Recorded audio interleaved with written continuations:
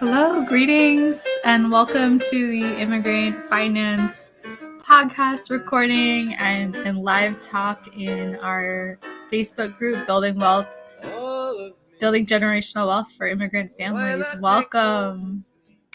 Starting with a little music to get us started while we wait for some folks to join us live. Today's talk is about the number one reason that people fail in their financial and business goals and journeys and how you can flip that. So I'll get started just giving a little introduction. For people who are new to our community, welcome. I am Medina. I am the co-founder and co-creator at Immigrant Finance, which I started with my husband, Mauricio, who is an immigrant from Ecuador.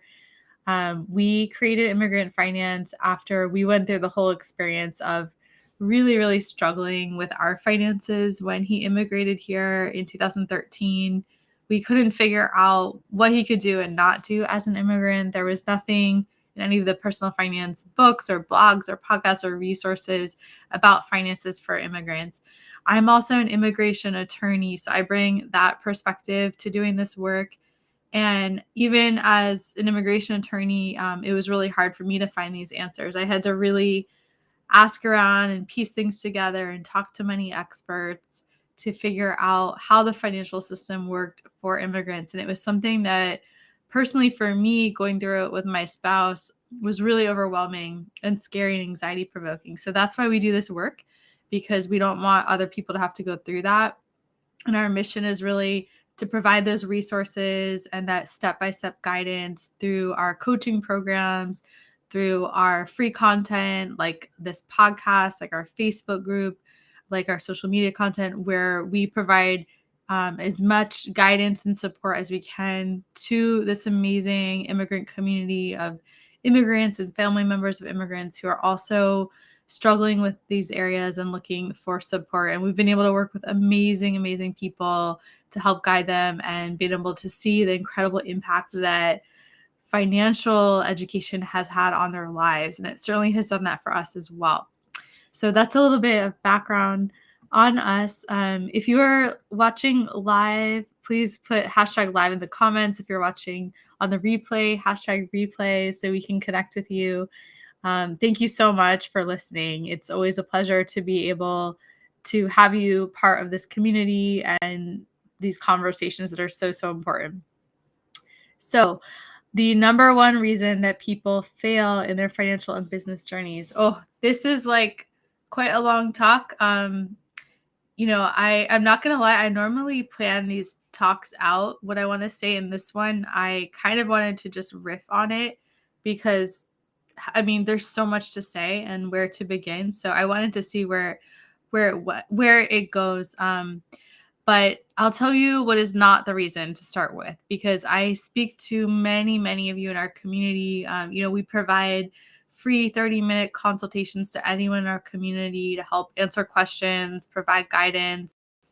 You can book a time if you're interested at immigrantfinance.com/consult. We would be happy to connect with you. And so through those calls and through talking with a lot of people in our community, through the coaching we do with our students, we have a pretty good sense of having our finger on the pulse of like what's going on and what is blocking people in this community from moving forward in their financial goals, in their business goals when they want to start a business, right? And there are so many barriers when it comes to the immigrant community.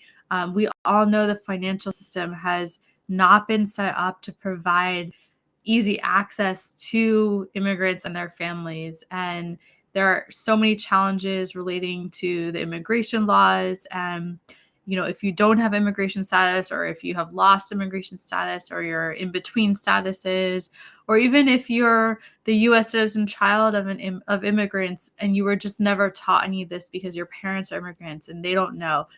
There's so many barriers in the way that can really be a big issue for people to move forward in their financial and business journeys. But that's not the main stuff we see that actually holds people back, because actually there's a lot of ways around that. It's complicated. It can be difficult. There's barriers, but that's exactly what we help people with, is how to actually navigate the immigration law aspects of the financial system, and figuring out, what how to get access to all those financial products, how to build your financial plan as an immigrant, how to incorporate all of the different aspects of finances that an immigrant family has to go through in your financial plan. There's so many things that non-immigrants don't have to deal with, from sending money abroad to family in your home country, to saving for an immigration lawyer, to having to plan for your retirement and the retirement of your parents because you're their retirement plan. There's so many things that we really specialize in to help immigrants and their families create specific plans for them. But that's actually not the number one barrier. It's not about the immigration laws and system. Those can be navigated. Like I said, they're difficult and challenging, but they can be overcome, and there are ways around them. And there's nothing that an immigrant can't do that someone else can do. It's just more challenging. So I wouldn't say that's the number one reason. Not having enough money also isn't the number one reason. We have worked with many students who have been in low wage jobs, or, very underpaid, living to paycheck, or in debt, who, really don't have enough money, and who've been able to overcome that and become really strong financially, and become investors and start businesses. Easier said than done, I know. And it does take a very motivated person to put in the work to do that when you're starting off from not having enough money, but it's completely possible. We've seen it multiple times now with many students. If they want to put in the work, it's doable. So that's also not the number one reason, not having enough money. Not having family who can guide you also is a really big challenge, but not the number one reason that we see. Um, you know, it's you are not on equal footing when you don't start off with family members who have been building generational wealth for decades or centuries, who can just teach you everything, and you're born with a trust fund and all of that. Certainly makes it more difficult, but you can still create a plan to have your finances be strong, and you can still develop strategies that are going to put you in a position where you can start building wealth regardless of what your family has been able to guide you in or not. Um, the challenge is not having access to the information. So if you are willing to find a way to get information and guidance and support from people who can teach you how, not having family who can guide you, starts to be less of a barrier. It's a barrier, but it's not the reason to fail, right? There's ways around that as well, by getting the right support and guidance and mentorship from people who can teach you what family members have not been able to. Not having a college degree, also not the number one reason, right? We have many students who've been through immigrant finance school, who have been able to become very financially savvy, not having college degrees, not even having high school degrees, by just really committing to it and doing the work and showing up, and you know not giving up when things seem hard, not giving up when they have to learn the whole new language of finances. And just as a side note, I really believe immigrants actually have an advantage when it comes to learning about finances, because if you have had to learn English or another language, your brain actually wired more strongly to learn new languages, right? Just by the fact of being bilingual or being exposed to other languages. So the financial terms are kind of like another language. So when your brain knows how to do that, it starts to be a skill you can pick up. And so, yeah, not having that it can be an asset actually, if you know another language. But yeah, not having a college degree is not a reason to say that you can't be strong financially or that you can't start a business. Starting a successful business, in my opinion, has nothing to do with what degrees you have. Arguably, and this is probably going to offend some people, but arguably going to business school does not actually teach you how to start a business. Business school, some people say, is more designed on how to create like managers for big corporations to run the day-to-day operations. It doesn't actually teach people how to start a business, particularly like in this niche area where we focus of starting an online business. I'm sure maybe there's some classes and stuff in business schools, but I haven't heard of any business degrees focused on online business. They probably exist. I haven't really researched it, but I haven't heard of it. So it's not about what degree you have either. I mean, your degree is not what validates your intelligence. There are many, many people that I've met who are brilliant, who are so much smarter than me, who are self-taught, and they have not had the opportunity to go to college, but they're very smart people.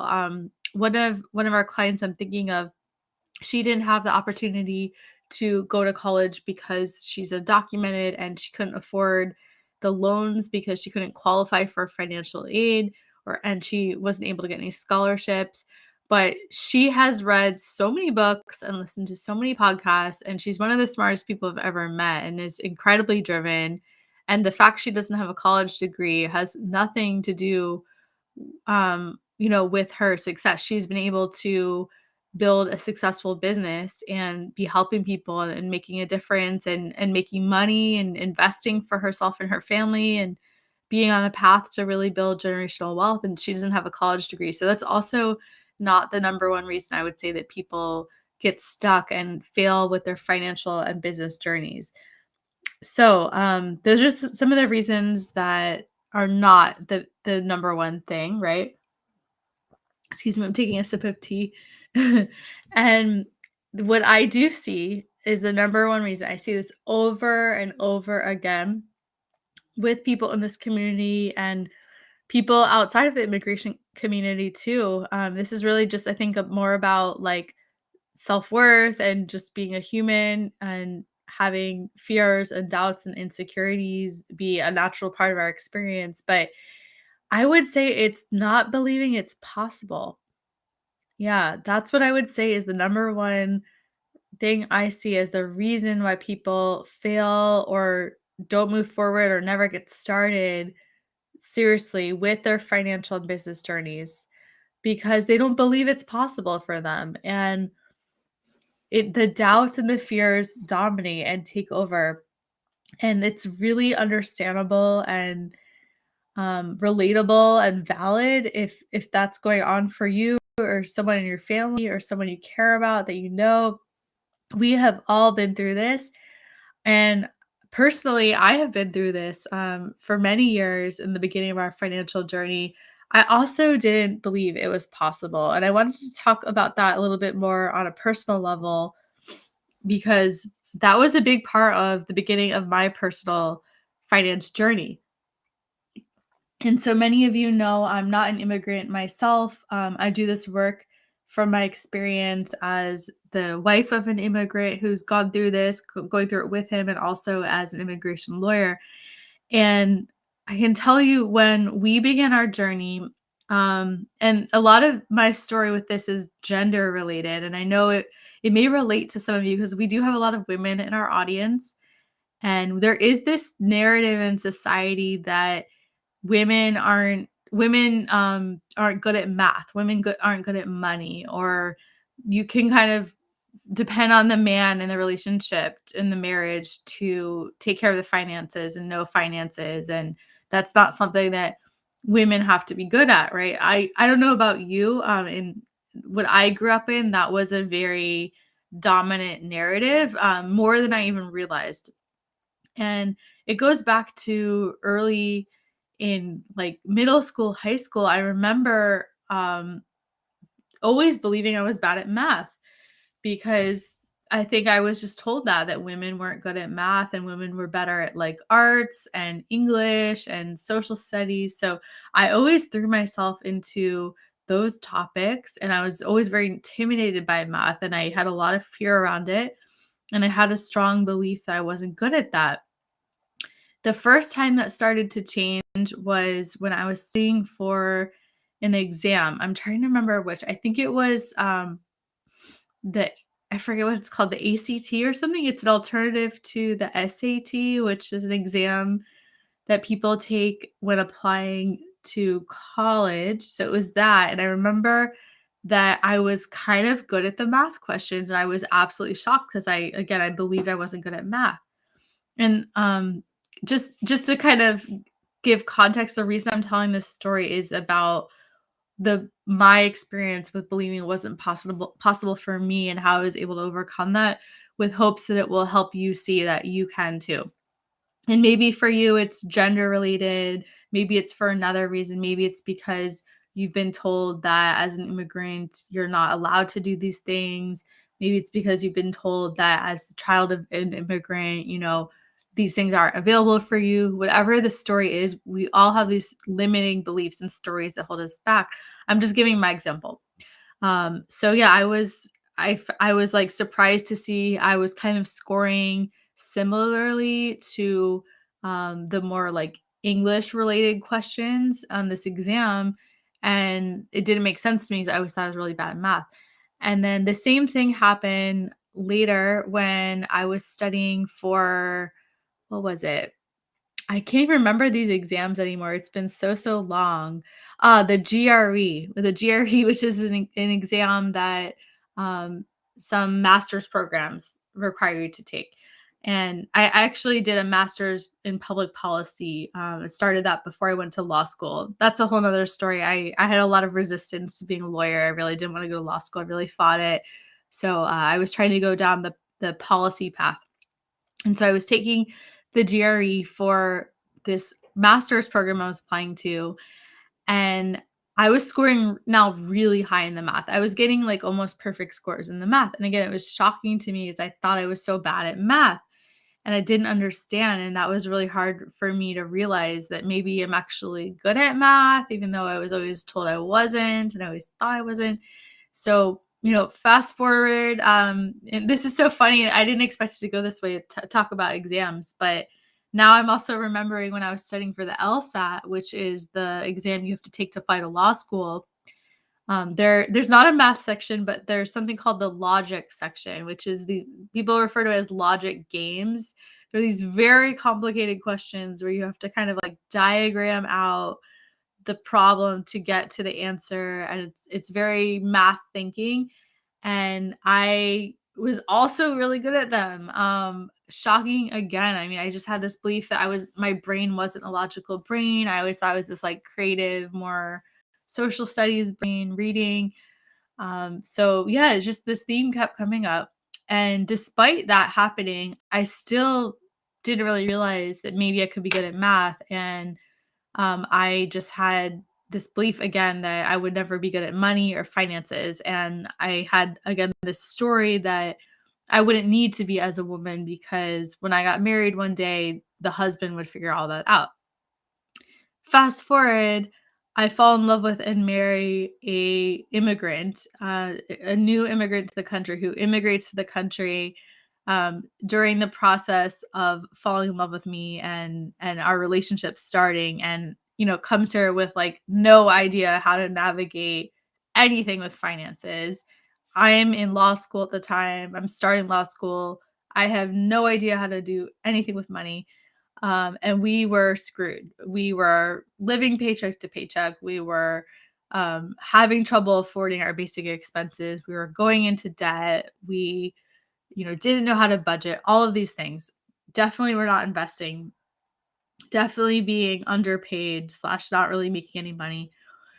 And I had a wake up call when I finally realized, because I kept kind of expecting him to fill that void and figure it out for us. And like he was still adjusting to this new country and he had no idea how anything worked here, never mind the financial system. Like he didn't even know, how he could like get healthcare and other things. So I just had this wake up call, like, I'm gonna have to figure this out. Um, this is my reality, right? And that was a hard thing to realize with the gender norms and story I had grown up with. But that ultimately is what led to immigrant finance, right? Because I went on this journey, and Mao and I went on this journey together of like figuring it all out from scratch, not knowing what to do. Um, I was very fortunate because I am American and I could ask my parents questions and they knew some stuff, but they didn't know the answers to the questions of what he could do as an immigrant. So I, again, was really all figuring this out and piecing it together for the first time. And what had to eventually happen, that was that critical moment when I first realized that, like, I'm going to have to do this. I'm going to have to be the one to figure this out. I'm going to have to be the leader in our family on this topic. I'm not going to be able to just sit back and wait for the man in this relationship to figure out, because he's got other stuff going on. He's trying to figure out how to stay in the country. He's trying to figure out the culture. He's trying to figure out how to build a life here while really missing his family who are very far away. He's trying to figure out, how to build his career, all of these things. So I had to ultimately realize that I had to take responsibility for this. And to do that, I had to believe it was possible. And that is ultimately the number one thing I believe it takes to become financially empowered. And it's actually the same thing with business. I'll talk about that in a moment. I had to believe that it was possible for us. And I had to believe that it was possible for me to learn this stuff and figure it out, even though I had this story that I wasn't good with money and I wasn't good with finances. It turns out, very funny, that personal finance has actually very little to do with math and numbers. I mean, of course, there's math and numbers involved, right? But from what I have learned, and my understanding of this grows more and more every day, the more people I work with and see go through this, I really believe 99% of it is actually psychology and mindset. And that is the most difficult parts of your financial journey. And again, it's the same thing with business, actually, with the business journey. It's all mindset and psychology. And a lot of it is about self-worth and believing you can do it too, and doing the very difficult mindset work to and making decisions to keep taking baby steps forward despite all the fears and the insecurities. So, yeah, I had to make that decision and that choice that I was going to figure this out and I was going to believe in myself, even though I was terrified, even though I was very overwhelmed and very confused. And there was no immigrant finance school to guide me through it step by step. And there was no one I could find who knew the answers to these questions. I had to believe it was possible. And what I see with so many people in our community who want to be in a better situation and want to have a better life and want a better future for themselves and their families, is that they are missing that. They're missing that belief in themselves, and it ultimately comes down to self-worth. And I don't want this to be, I don't want you to think I'm saying this in like a judgmental way or a criticizing way. I'm saying this very much from a place of, I have been there. And I remember very well not believing in myself. And I remember being terrified and scared, and insecure. And ultimately, it came down to just making a decision to go forward and believe in myself and believe that taking the babyest of baby steps would be better than doing nothing, and to trust myself that I would find the way and that I would keep taking steps forward. And that's actually the most difficult part of financial planning, of becoming financially strong. It's the same thing again with business. Everything I'm saying applies to business. With starting a business, the most difficult thing is believing you could do it. And I had a coaching session this morning with our business coaching students where we were talking about this. And yeah, this exact topic came up, and a lot of them were feeling what I'm describing and going through it. And I had to say, I understand you. I actually was stuck for 2 years.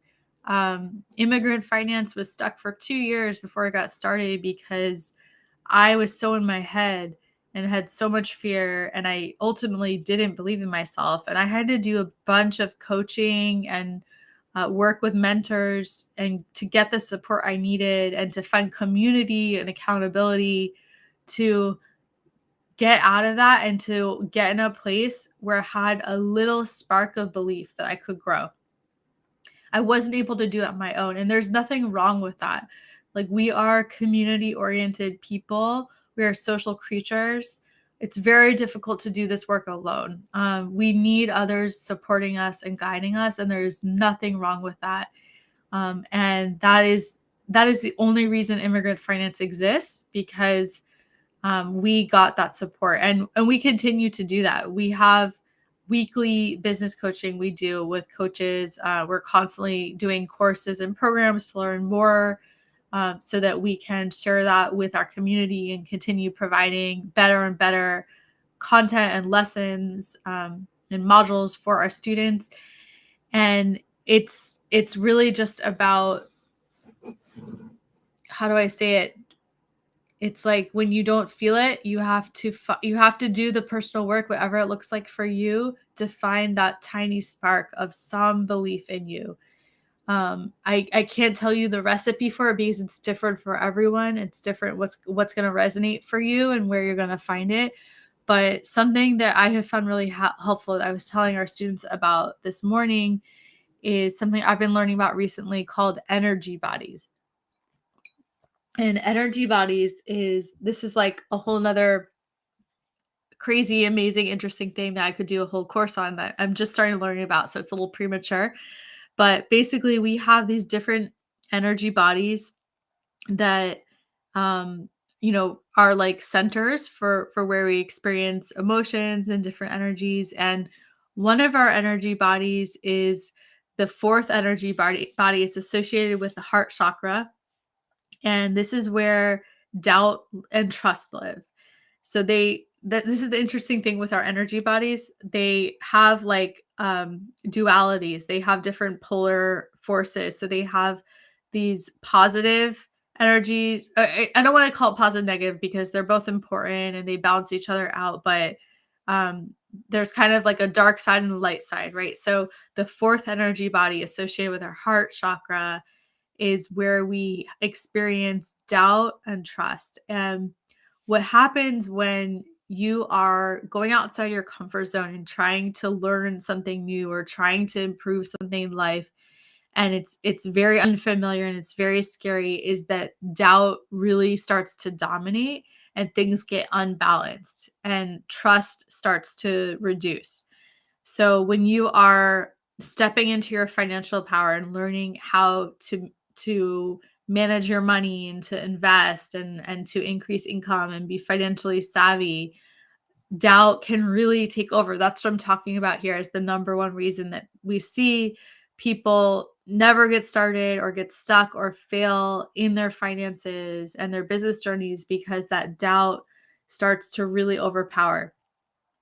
And what you can do, what's going on when that's happening, when doubt's really coming up, is to do what works for you to tap also into the feeling of trust, because they're in the same space.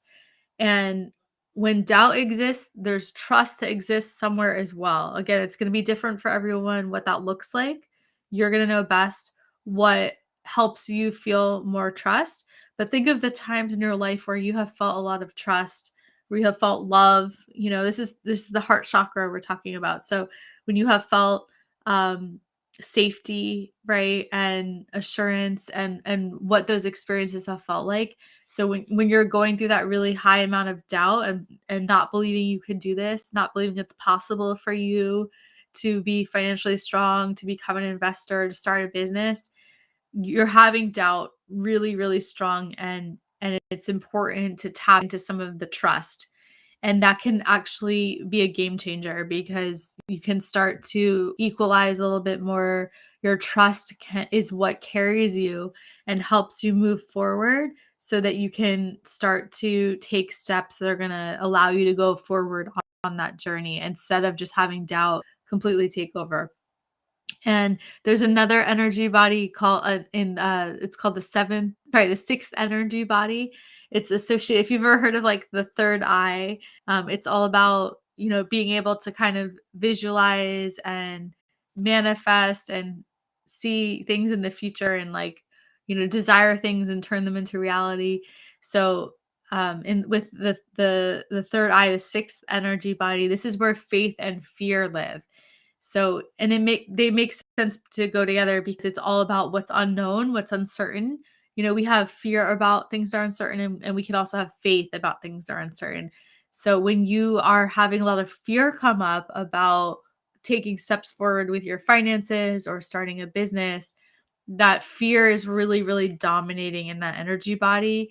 And just like with the trust and doubt in the fourth energy body, you can actually um, step more into faith, because faith is in the same place as fear. So when the fear is really, really strong, you can walk more into the faith aspect of things and choose to have faith in your future, and you becoming more financially strong and becoming an investor, in becoming someone who's good with money and becoming a business owner, right? And do the things that have helped you feel faith before. Think about, what are the times in your life where you've had challenges and uncertainty about the future, and you have survived and you have gotten through it?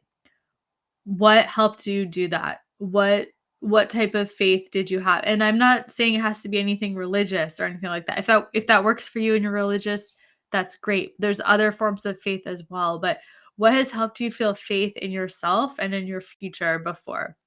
And that's something that you can tap into, that's going to allow you to get past this. And I just can't emphasize this enough. I'm going into detail with this because, again, this is the number one reason that we see people fail with their financial and business goals and journeys. And the way you can flip it is like going from that fear more to faith, or going from that doubt and going more into trust, and doing that difficult work. And this is difficult work. This is the hard work of finances, is the mindset and the psychology stuff. It's not the math and numbers. The math and numbers, um, pretty straightforward, right? You don't actually even have to be good at math. Like, that's why we have calculators now.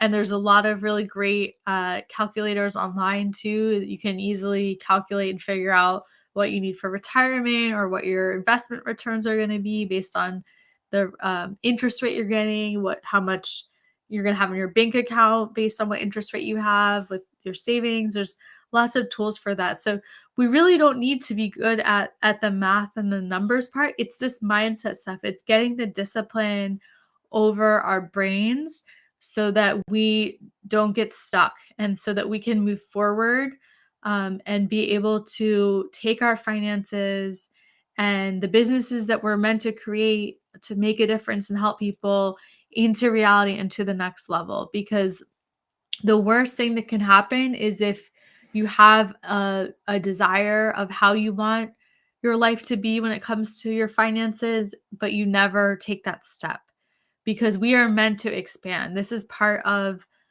the abundance mindset I talk so much about in this podcast. We are meant to grow and expand and be abundant. That's how we are designed. I always love talking about, if you think about a forest, right? A wild forest untouched by humans, there is just like growth exploding everywhere. There's wild flowers, and there's fruits and vegetables, and there's trees and plants. And it's just beautiful, and it's growing and expanding just indefinitely. This is like the law of abundance. This is how we are actually each meant to be.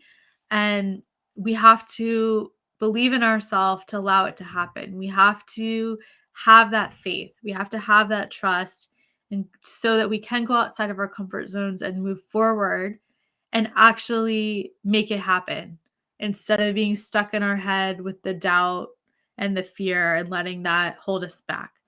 I know it's easier said than done. I know. So that's again why community support and accountability is so important, and how they can really accelerate your financial growth. So do whatever you can to find that community so that you're not alone doing this. It's very, very difficult and lonely to work on your finances and business goals alone.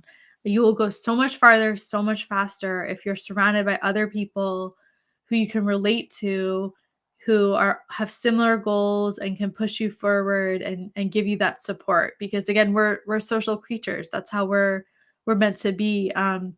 So whether it's starting a group with your friends and family of people who are interested in these topics, who can help motivate each other, whether it's finding a group online, there's so many different groups you can find on Facebook and other platforms, finding other people interested in these topics, whether it's joining a program where you're going to connect with other people.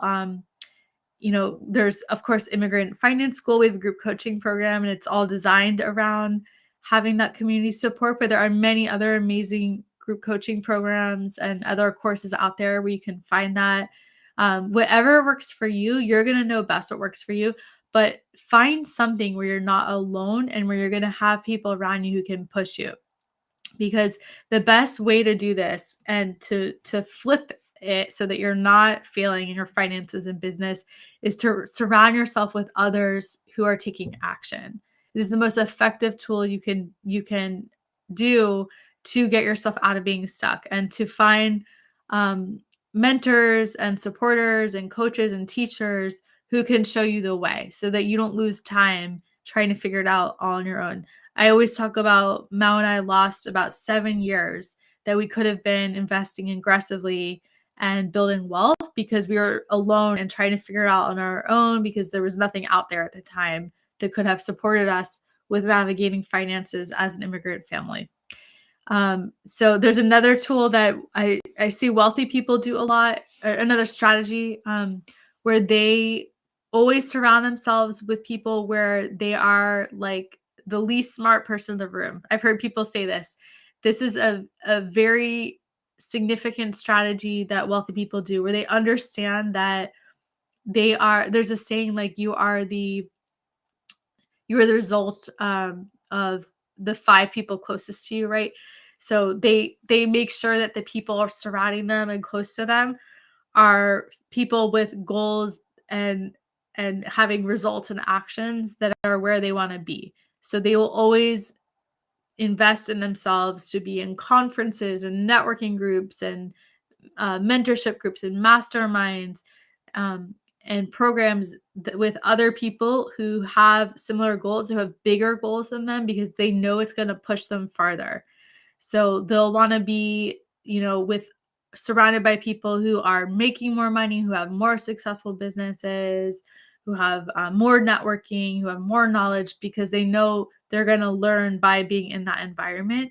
So that's something you can do too, especially if in your current situation with your network, your family and friends, you don't have a lot of people around you who are doing well financially, who have their money together, who understand the money game in the US. Find those people who do and surround yourself with them, and try to be, always, like, I don't mean this in a self-deprecating way, but like you want to be basically the least knowledgeable, or like the dumbest person in the room, essentially, because you will start to become closer like all those around you. When you're around people who are pushing themselves farther, they're going to push you to the next level, and they're also going to give you the example of what you could be. So we've had many students in Immigrant Finance School, for example, that have said, I don't know anyone in my family or friends who's talking about any of this stuff. And then all of a sudden they're in this group where everyone in the group they can relate to. They have models around them, because they're also immigrants or family members of immigrants, and they're starting to invest, and they're building financial plans, and they're starting businesses, and they're investing in real estate. And when that happens, you no longer have the excuse that this isn't possible for people like me, or that you don't have the excuse that like only white guys on Wall Street get to do this, or you don't have the excuse of like my culture doesn't do this, because when you're in that situation, you're surrounded by people who are like you, who relate to you, who are doing it, and that starts to become your norm. It's very, very powerful. So that's one of the most important strategies you can do, is find whatever mentors, coaches, support groups, networking opportunities, that you can be around with people that you relate to, who can inspire you, and who can give you accountability. And just know that by doing that, you're going to get so much farther than you would if you were trying to figure it out all alone. And you certainly would save a lot of time that you would lose if you're trying to figure it out all alone in the process. So that's a little bit about this topic of the number one reason that people fail in their finances and business journeys. Basically, not believing yourself, which is incredibly normal and valid. So if you're listening to this, I hope you know now that like everybody goes through that. It's not just you. Don't feel like there's something wrong with you or that you're alone. It's really about just getting that support and that community so that you can get those answers to move forward and not have to be stuck, and also have those models around you who can show you the way, and go alongside with you so that you're able to take your finances to the next level, so that you're able to become that investor, so you're able to start that business, whatever it is. That's how you flip it is, first of all, deciding to believe in yourself, making that decision. And I know, again, easier said than done, but taking those baby steps, they're going to add up to you starting to do that. Surrounding yourself with people who are going to support you and inspire you and push you to the next level, right? And just ultimately not giving up, even when it gets scary, and just knowing that this is normal, that this is the hardest part of finances and business is the mindset stuff and the psychology, and that this is how we work as humans, that doubt and fear really take over when we're going through uncertainty, when we're growing, when we're going to the next level. And it's just, it's up to us to choose if we're going to go with doubt or trust, or if we're going to go with fear or faith.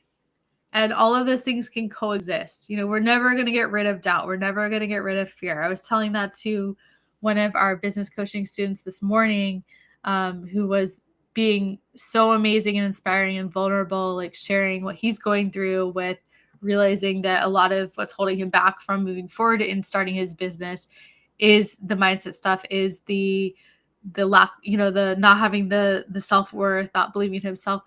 And I said, look, it's, first of all, like I'm telling you all now, it's completely normal. Every entrepreneur is going through this. They just don't talk about it.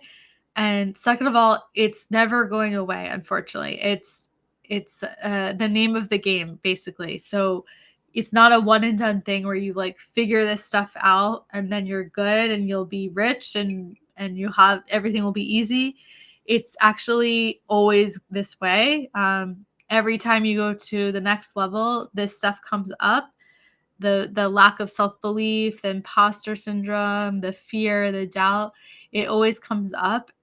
It just, you start to build the skill set more of how to deal with it the more you do it. So right now it may be starting that business and believing that it's even possible to create this so you can start taking those first steps. But maybe 2 years from now, it could be hiring your first 2 employees, and the same fears are going to come up, right? It's the same thing, but you develop strategies the more you do it. But you have to start somewhere. You have to start growing that muscle, and building that muscle so that you can keep expanding and growing over time. And this is really how you're able to make sure you can have success in your financial and business journeys, and flip it when you're getting stuck, so that you don't have failure in this area and you're able to have the life that you want.